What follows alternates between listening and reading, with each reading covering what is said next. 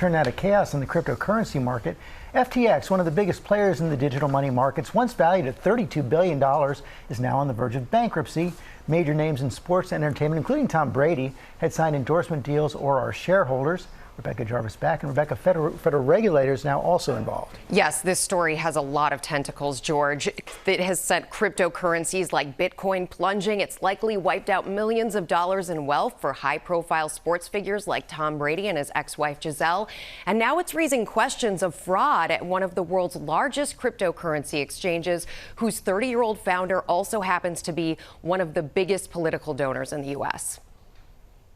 This morning, shockwaves across the world of cryptocurrency as federal regulators reportedly investigate the sudden collapse of FTX, a top crypto exchange. Among its shareholders, celebs like star quarterback Tom Brady and ex-wife supermodel Gisele Bundchen. What do you think? Are you in? You know what?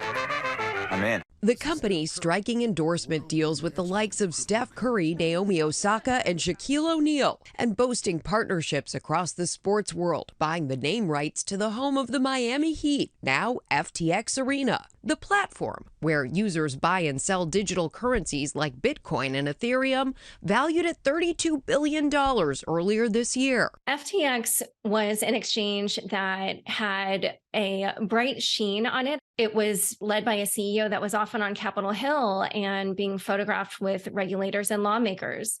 And so there was this sense that the exchange was very buttoned up. That CEO, 30-year-old Sam Bankman-Fried, celebrated as a poster child for transparency in cryptocurrency. One of the really innovative properties of cryptocurrency markets are 24/7 risk monitoring engines.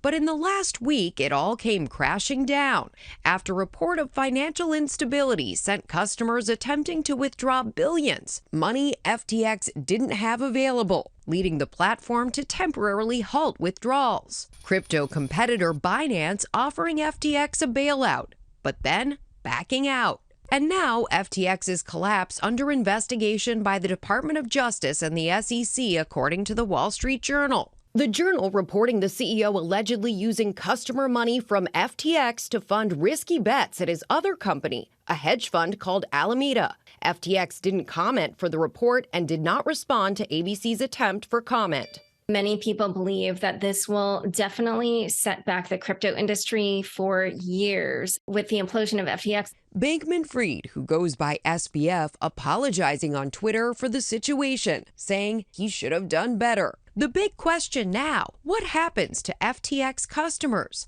and their money? The exchange reportedly reopening withdrawals for some on Thursday, while others are still unable to access their money. If you want to own some crypto, you need to be aware that this kind of money just does not act like US dollars in your bank account. When you lose crypto, you cannot call anybody to say, send the money back. Mike Novogratz, who could lose his entire multi-million-dollar investment in FTX, spoke out to CNBC. You know, this is a tale as old as time to some degree. Some young, charismatic guy in Bermuda shorts with the floppy hair charmed the 20 best investors in the world. Unbelievable. Well, FTX's U.S. subsidiary, which is a separate entity, says that withdrawals are not impacted. But given the nature of this story, you can imagine that anyone with money on the exchange wants it back now. And now this morning, FTX has just filed for Chapter 11 bankruptcy. CEO Sam Bankman-Fried says he is stepping down. Meantime, anyone with a stake in this company, Gisele, Tom Brady, they stand to have their millions or even billions of dollars wiped out. Rebecca, the big question here, was this a mistake by the founders or a crime? Well, that's a question the regulators will ultimately have to answer here. But when you look back, there are now deleted tweets by that founder, SBF, about what was going on and when it happened. And the key question is, how much did they know? When did they know it? When they intermingled those customer assets with their very risky hedge fund bets. Okay, Rebecca Jarvis, thanks very much. Well, hey there, GMA fans. Robin Roberts here. Thanks for checking out our YouTube channel. Lots of great stuff here. So go on, click the subscribe button right over here to get more of awesome videos and content from GMA every day, anytime. We thank you for watching, and we'll see you in the morning on GMA.